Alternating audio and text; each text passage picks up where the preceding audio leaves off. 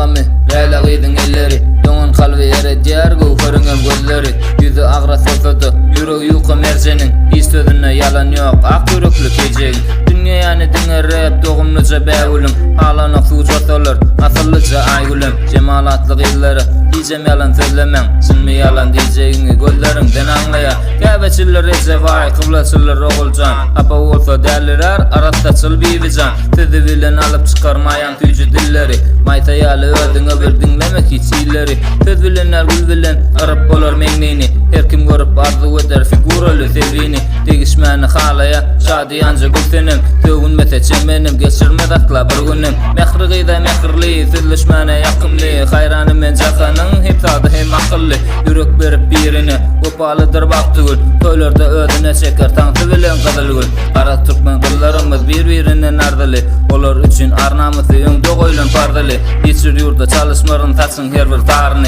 Türkmenin kunşoları siz yigitli namısı Şulluk bilen doğancıkla menem sözüm sonlacak Aydın bilen isledin Kuyunumuzu kovlacak Çala yılgırım olsanız yeter bize şu günkü İn ulu bağıp dünyada dinalların barlığı